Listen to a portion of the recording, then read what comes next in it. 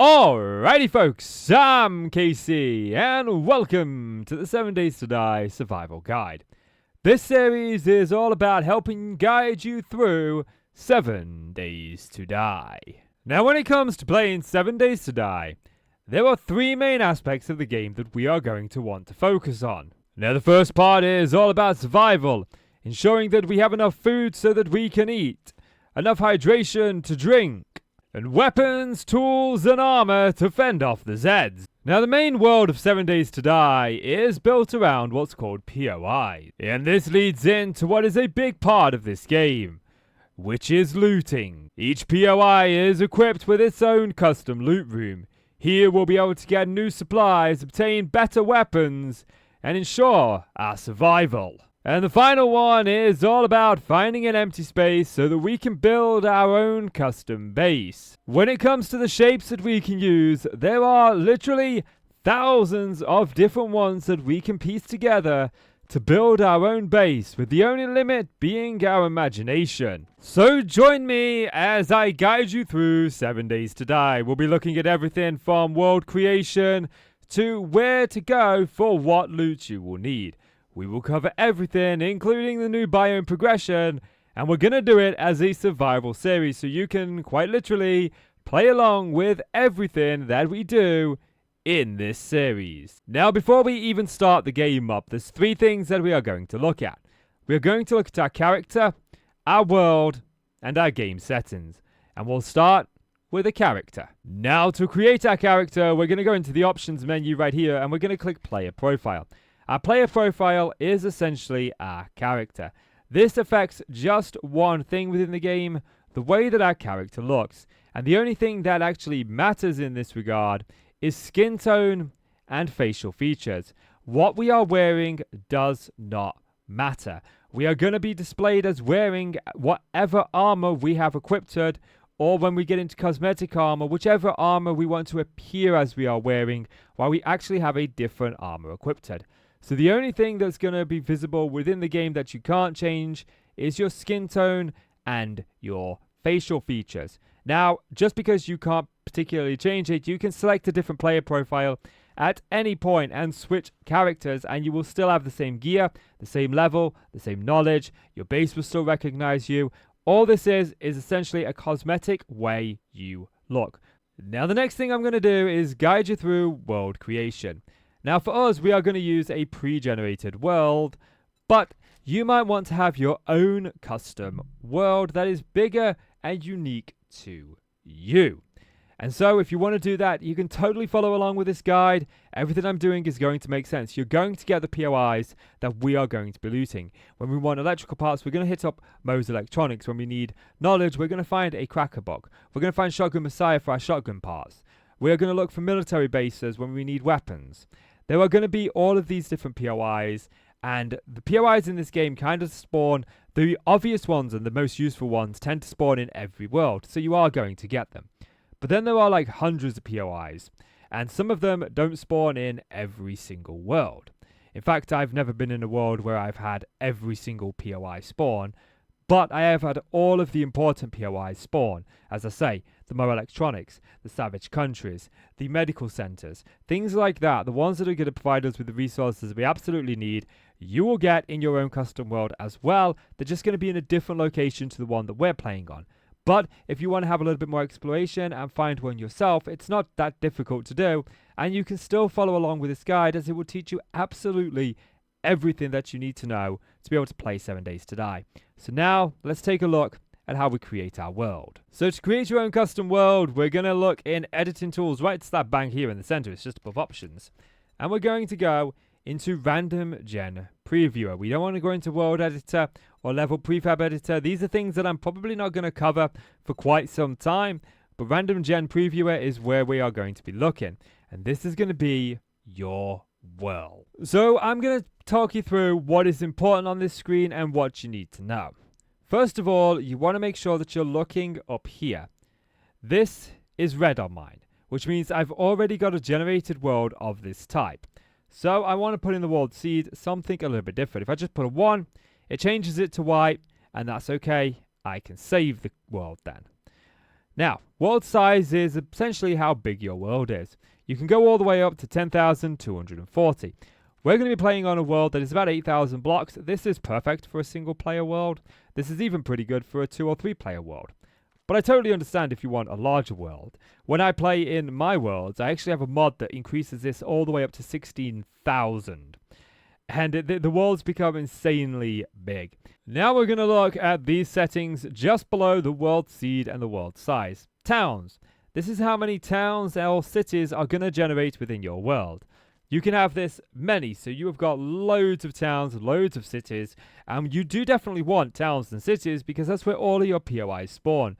But you can actually just turn this off, and this means that the world is going to generate very few important POIs. You're also not going to get traders, so you want to make sure that you at least have a few towns and cities in your world, especially if it's a barren wasteland. But I always like to turn this up to many. The more places that you have to loot, the better your odds are at finding what you need. Same thing with wilderness POIs. POIs are points of interest. These are structures that generate within the world, and you may hear me call things a POI from time to time. That is referencing like a building. It can be a tent. It can be a hospital. It can be a skyscraper. It can be Moe's Electronics. It can be a convenience store, a gas station. They're all called POIs, and they all have their own associated tiers or scores with them, but I'll cover that when we get to the biome layout later on. Now the rest of this, rivers, craters, cracks, and lakes, is self-explanatory. This is just wilderness, out in nature, the things that you're going to see. I would strongly advise to have rivers on. Don't turn this off. Keep this on. At least at few. There are some things that require a water bucket within the crafting, and obviously if you don't have rivers on, it's going to be quite difficult, not impossible, but quite difficult to find water. We're going to have to look for things like swimming pools and hope they're actually filled with water. Now the plains, hills, and mountains just affects the terrain within your world. How much of it is going to be nice and flat and easy to build on? Hills, how many of them are going to shape like natural hills? And how many mountains are there going to be within your world? Mountains actually look really nice within 7 Days to Die. They are really stunning and beautiful. And I do advise you keeping some of this on anyway. I tend to just turn the hills down a little bit to give myself a bit more plains. It makes building easier, but also we're going to need clay soil, so tearing some of these plains or hills down isn't the end of the world. But you can play around with this to your own desired taste. So now we're going to look at this. Biome layout. Center. So this big box over here is going to be where your world generates. You're going to get to see an entire map of it. And this puts the forest in the center, meaning that all of the other biomes are on the outside. I much prefer that layout. It's so easy to be able to just go one way for one biome, one way for the other, you know, in the cardinal directions of the compass. But you can literally put it so that the wasteland is in the center. You can put it in a circle so they all kind of go around the outside. I'm going to keep this as a central forest. But go ahead, and a line's also really good because that sort of like progresses you down and through each of the individual ones. And again, with the 2.0 biome progression, this one is looking quite legit. Now we look at the biomes. You've got the pine forest, the burnt forest, the desert, the snow, and the wasteland. And these are tiered in the order of progression. So we're going to start off in the pine forest. Then we'll move into the burnt forest, the desert, the snow, and the wasteland. And this is actually something that you should understand now. Because when you enter into a POI, you're going to see a skull rating. Now you can see it here, the Powell Residence. You can see that there's that one skull below it. It's faded in the center of the screen now, but it is up in the upper right hand side of the screen. It says the Powell Residence, 1 skull. And you can see here, if I enter the Nazigane Fire District, this one has 3 skulls. And the skulls relate to the tier of building it is. So a 3 skull building is a tier 3 building. So when we're looking at the biomes within our world, we want to keep one thing in mind. That tiered skull rating that I just showed. As every single POI will have between 0 skulls to 5 skulls, at least within the pine forest. Because you see, in the burnt forest itself will add an extra half a skull to every single POI. In fact, the half a skull is static. It's there the moment you enter the biome, and it applies to the entire biome. So every single POI, even if you were to find that Nazigane Fire District, it would be a 3.5 star POI, or a tier 3.5 POI. The desert adds a full skull, the snow 1.5, and the wasteland adds 2, taking tier 5s up to tier 7s. And this is super important because the higher the tier of the building you're entering, of the POI that you're looting, the better gear you are going to find. It's also going to be tougher. The zombies more relentless, and the quantity is definitely increased. So just bear that in mind. I always like to turn this up so that I have about 30% of my world is wasteland, and the pine forest is where I like to build. The pine forest is where I have my base. That's where I live. It's the safest of the biomes. You don't have dire wolves roaming around in the wild, and you also don't have to deal with a lot of the different sort of ailments that are now brought into it with 2.0. As entering any of these biomes will require a smoothie, and later on we'll get a patch to be able to permanently move there. But I always like to set up myself on the border of the pine forest and the wasteland, somewhere between the trader within the pine forest and the trader within the wasteland. But don't worry about traders, I'll cover that a little bit later on. I just wanted to show you how you could create your own world. Now there's one more thing I'm going to talk about here. So now we're going to take a look at the preview quality. The preview quality doesn't really change anything about your world. It doesn't affect your world even in the slightest. All it's going to do is change what appears here, and how detailed of a map you will see here of your world before you jump into it. This can be great to get an actual visual of what your world is going to look like, where the biomes are placed, where all of the cities are, but it doesn't go into too much detail. It doesn't show you where the traders are, it doesn't show you where different POIs are, but it is going to show you a overview map with absolutely no fog of war so that you can see your entire world before you decide to commit. Just be warned that the higher the preview quality, the longer it's going to take to generate your world. When you're satisfied with all your settings, you can click Generate World. You'll get a little box come up in the center here. After a little bit of time, that'll go off. You'll get to see your world here. And then you just click New Game down here, and then you can follow on from where I'm about to lead off. So now we are going to look at how we are going to create our save, all of the settings, and what they mean for us. So for this, go ahead and click New Game. Now, the first thing we're going to look at is what is on the left-hand side right here. The game name is self-explanatory. The game world is the world that we are going to be playing in. If you've generated your world, you should have seen what it was called at the top. You can just scroll through here until you eventually find the world that is yours. For the survival guide, we are going to be playing on the pre-generated 08K02. This is 8,000 by 8,000 in size. So we're going to have plenty of villages and towns and cities and POIs to explore. And we're going to have quite the range to travel as well. The world isn't going to be some small itty-bitty-ditty thing. Now we are going to take a look at the settings on the right-hand side of the screen. And the first thing that I'm going to say about these settings is they are not set in stone. Every single time that you continue your world, you are going to get the option to change these settings. If I go into continue game and I click my sort of testing world here, you can see that I've got all of those settings here again, and I can play around with them and change them at will. Yeah, and the fact that none of these settings are truly set in stone is one of my favorite features about 7 Days to Die. Now I'm going to cover the vast majority of these settings, but I'm only going to cover in detail the ones that I believe are relevant to our playthrough, and the rest I'll kind of gloss over, give you enough that you understand it, but we won't go into too much depth. So we'll start here with the server. This is if you want to play with your friends. You just put this online, your region, your server availability, crossplay, game password, max amount of players. It just shows you how many can join. This is all self-explanatory. I don't need to cover it. I'm going to keep it offline for the sake of this tutorial, but maybe you're playing along with some friends and you want to play online. Go for it. You can still follow along with this tutorial. You can put it on in the background, and it'll still guide you through absolutely everything. But the next one, and the big one, is the bottom of the Generals tab right here. So looking at the difficulty setting, the main thing that this is going to affect in your game that you are going to notice is how much damage you deal to Zeds and how much damage you take from Zeds. On Insane, a Zed can wipe you out in 3 to 4 hits. They can be insanely quick, and you won't know what's hit you until you're bleeding out and you're dead. Whereas on the easier difficulties, we are taking them out fairly quickly and they aren't dealing too much damage. Now even on Scavenger, this game can be brutal for a new player.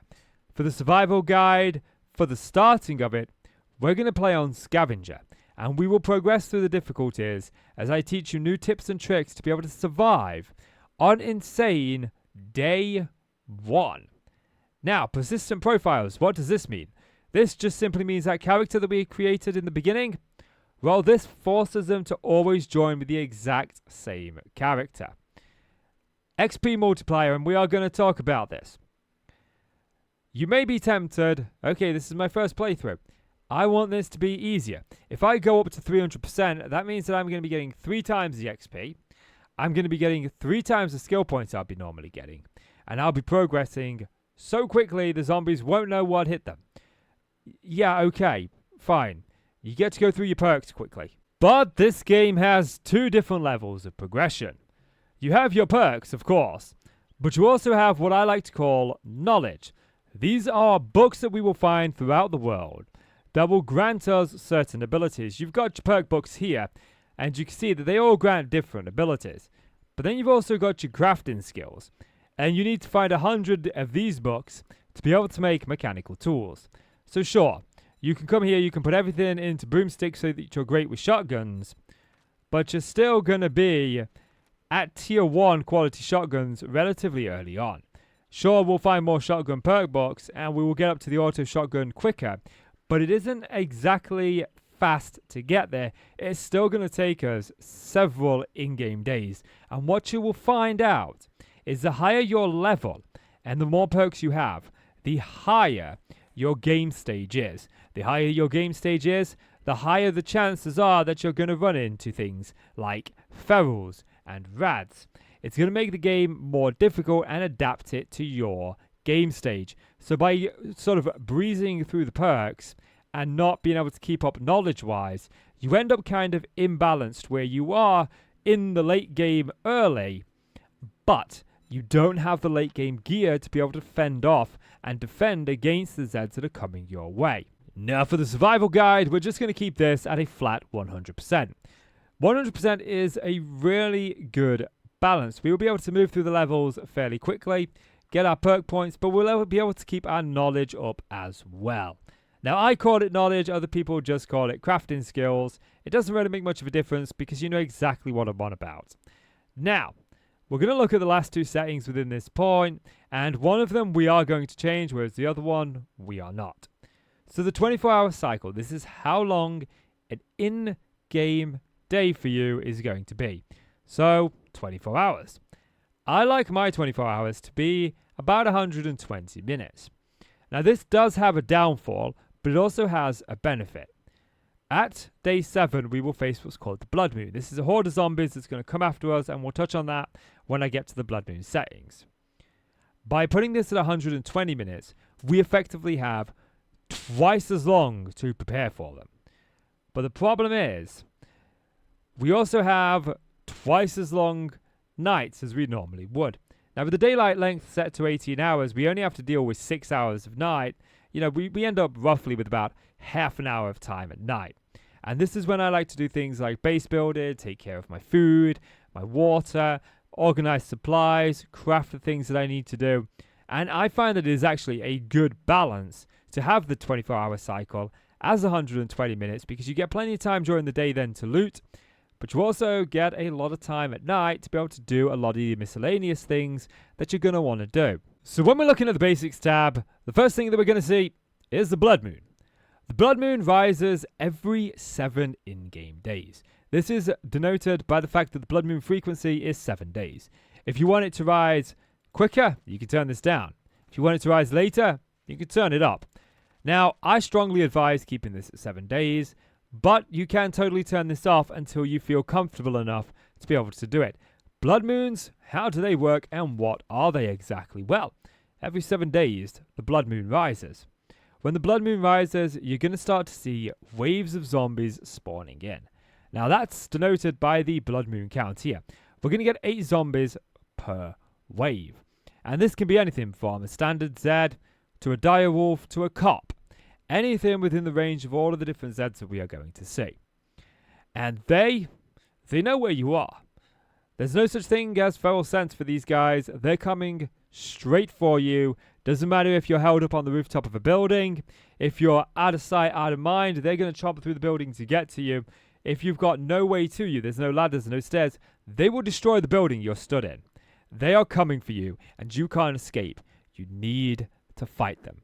And there are plenty of ways to do this. There are bases and fighting positions, and we'll cover those more when it gets closer to the Blood Moon. But for now, I am going to encourage you to keep this on, because you are going to face a lot of Zeds, so you're going to get a lot of XP. It's great for a handful of levels. You get 4 or 5 levels from your Blood Moons. But also, you get a bunch of loot bags, and those loot bags are super important. You're going to find magazines, gear, items, legendary parts. You want to make sure that you are fighting the Blood Moon, because you are going to get a lot of good drops from it. So for this, we're going to keep everything default. But what exactly do all of them mean?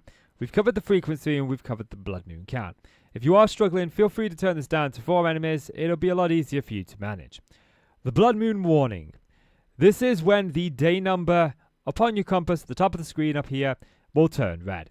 It's nice to have this in the morning. It lets you know exactly when the Blood Moon is going to be. The range. Well, if you put this at 1 day, it means that the Blood Moon can either happen on day 7 or day 8. It can happen up to this many days after this number right here. So this could be anywhere between 7 and 9 days. My personal preference is to put this to 1 day and to turn this up to 14 days. This creates a random Blood Moon. I never know when it's going to be. I like that, but for the sake of this tutorial, we are going to keep this to the absolute default. So taking a look at the zombie speeds here, we've got the zombie day speed. This is how fast zombies are going to be during the day. They're just going to walk around. And these settings are completely up to you. And some of them are very realistic, some of them not so much. Like, zombies shouldn't be fast, they should be slow and sluggish, they're rotten flesh. So you might want to, for immersion's sakes, turn these all down to walk. But for the survival guide, we're actually going to keep this a nice, even balance on what I think is good for the playthrough and important for you to be able to learn how to counter certain Zeds. So the night speed. We're going to turn the night speed down to jog, meaning they're going to walk a little bit faster, but we are still going to be able to outrun them. Now the feral speed we are going to leave at sprint. There are some techniques that are really good for dealing with quick zombies. Some techniques that are really good if you're playing on a harder difficulty. And also you can apply these techniques to anything that you do in game to help you out. So we're going to keep the feral speed as sprint so we know what we're dealing with and we can form a protective counter measure. Now the Blood Moon speed, we are going to turn this down to jog. There are certain things that I'm going to teach you for the Blood Moon and certain ways to defend against them. But if you have this to sprint, then the first Blood Moon that we are going to defend, our methods just aren't going to work. So we are going to keep them down to jog. Now the feral sense is just how easy it is for them to hear you. I keep this off and they can usually hear you if you're within the room or the adjacent room and you're just within a few meters of them. Turning this on, they can hear you from like 100 meters away. It's insane how easy zombies hear you, and you're going to suddenly start attracting loads. But also, more than that, you're going to start waking them up all over the POI. They're going to start trying to get to you. And because POIs are sort of linear, you move through them in a set path, they're not always able to find their way back to you. So they start chomping through the bit, start beating on certain loot containers, and you end up losing a lot of things, I've noticed. I don't like feral sense on. For this, we're going to keep it on. Now, when it comes to airdrops, every 3 days, a plane is going to fly overhead. It's going to drop like a supply crate down, and we're going to be able to get a little bit of loot out of that. But for the tutorial, we're actually going to put this on every single day. I want to make sure that we are getting that loot crate every day, so we are getting the benefits of some magazines, some medicine, some food. This is going to help you out in the early game while you learn how to go after food, how you learn where to get your water from. Things like that, this is going to be incredibly useful. Now, we shouldn't see one on day 1, I don't believe. It should start from day 2. Now, mark airdrops. This is going to show us on our compass where the most recent airdrop is. Only the most recent one. The previous ones are going to start to disappear. They will still be there if you can find your way to them, but they won't display on the map anymore. Only the most recent one will. Now, biome progression. Well, we're going to keep this on. This is all about the 2.0 update. This means that biomes are going to be locked behind certain things like weather, ailments. We're going to need to craft smoothies, badgers, and we're also going to get better loot in those biomes. We're going to keep that on. Same for storms. Storms is something new. I haven't seen them yet, but what happens with a storm is you're going to get a storm and you need to seek shelter. So we're going to keep those on. Biome progression and storm frequency is mainly what 2.0 is about. If you're playing on 1.4 or you're playing on an earlier version, not the alphas really, but the official releases, you'll still be able to use this guide. Everything that I go through, except for the biome progression and the storms, is still going to be relevant to you. So now, let's move on to advanced. So the first set of settings are block damage. This is just how much damage we deal to blocks and how much damage the AI deal to blocks. Our base is going to be built out of blocks. POIs are built out of blocks. The higher this is, the quicker they're going to tear through the walls and the doors. The lower this is, the more durable it's going to be. We're going to keep this at 100%. 100% is very reasonable. Wood doesn't hold up. Cobblestone just about holds up. Concrete is phenomenal, and steel is even better. Now, we're not going to change any of those, but we are going to change some of the things down here. We're actually going to look at these. Loot abundance, loot respawn time, and chunk reset time. So, loot abundance is the amount of loot that we are going to get. 100% means we're going to get quite a bit of loot within the containers. But we can turn this up to get more. We can turn it down to get less. I keep this at 100%. You do get reasonable loot, and you don't really struggle too much for it. And it defeats the whole purpose of the game if you're just going to get your amazing loot straight away. So, keep this at 100%. Loot respawn time.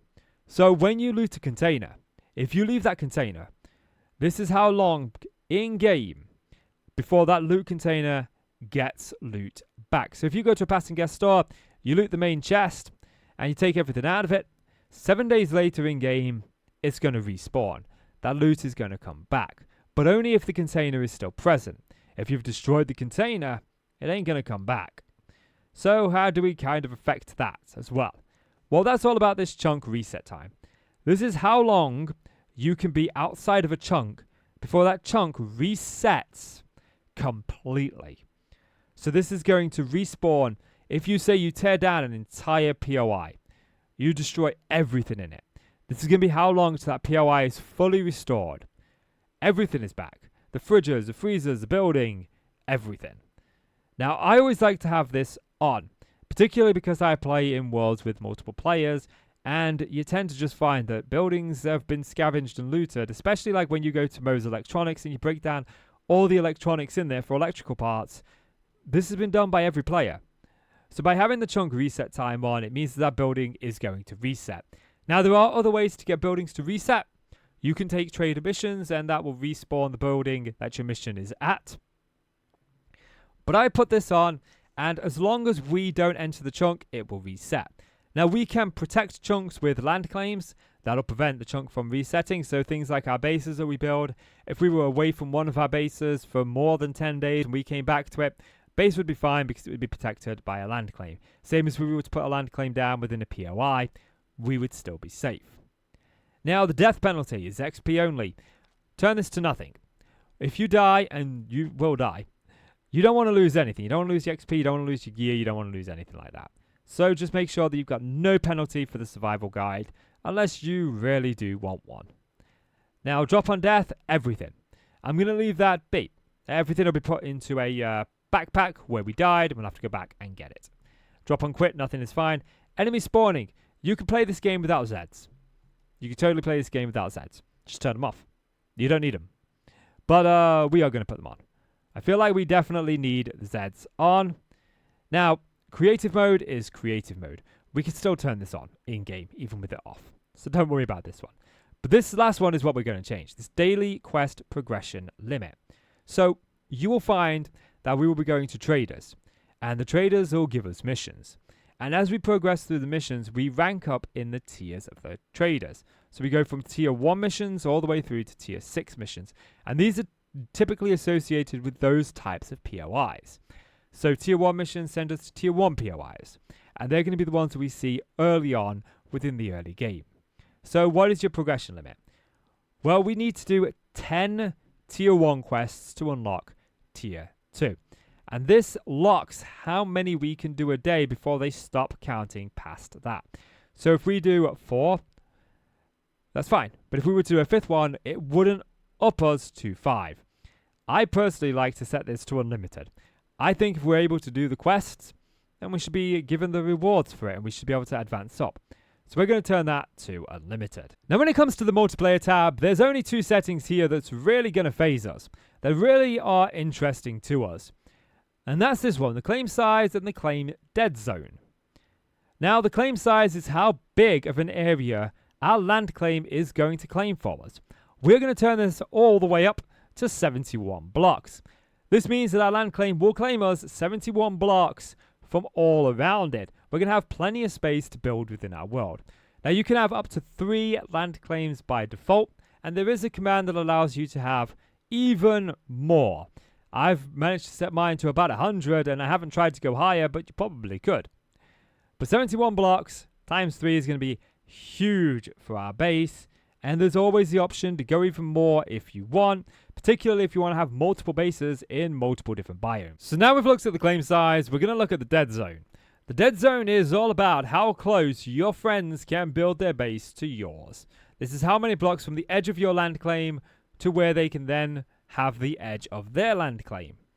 Now, it is beneficial to have your friends close by, but just be warned on this. I learned this the hard way.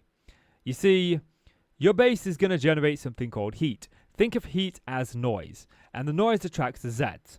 The more heat you generate, the more noise you generate, the more screamers you are going to get come to your base. Screamers are going to target things like your forgers. They're going to target the things that are generating that heat/noise. This game doesn't use noise so much to attract Zeds to your base as it does what's called the heat map. So I'm going to try and use heat and noise together so you can just get a bit of an understanding for how that works.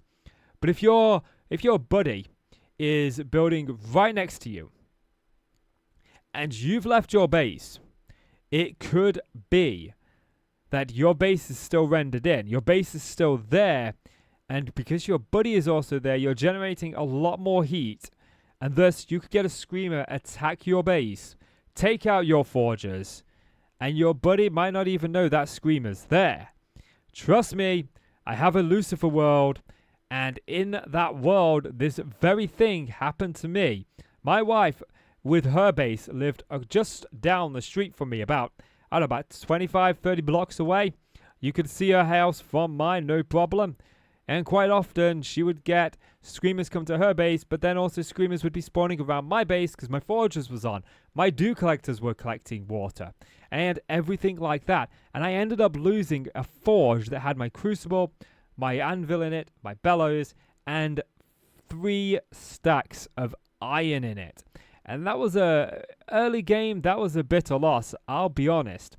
So just be careful if you are building, that if you are building close together with your friends, just ensure that you're keeping a lookout for screamers. They do make a distinctive sound, and you will be able to recognize them. Now when it comes to these settings, we're just going to look at one more real quickly, and that's the bedroll dead zone. If you're playing with your friends, bedroll is a great way to just put down a temporary base without having to build a land claim block. The land claims aren't that expensive anyway, they just take 5 stone, you can get them very early on.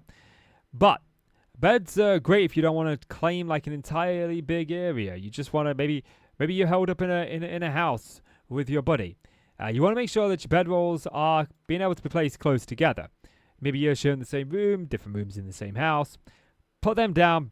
You can't actually sleep through the night in this game, but you are able to regenerate health by standing on your bed.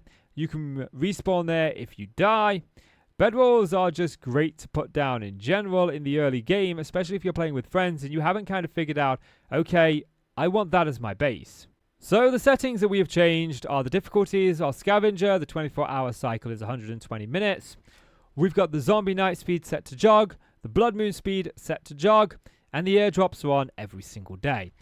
We've also got the chunk reset time set to 10, death penalty is nothing, and the daily quest progression limit is unlimited.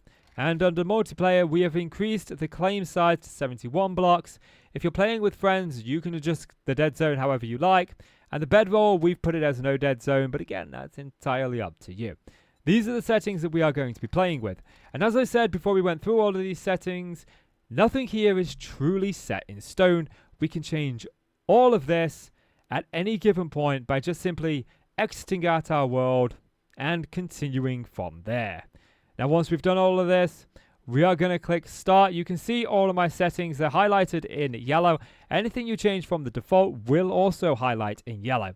So you just need to quickly check that all your yellows match all of my yellows, and then we can go ahead and click start. And this is going to start generating our world.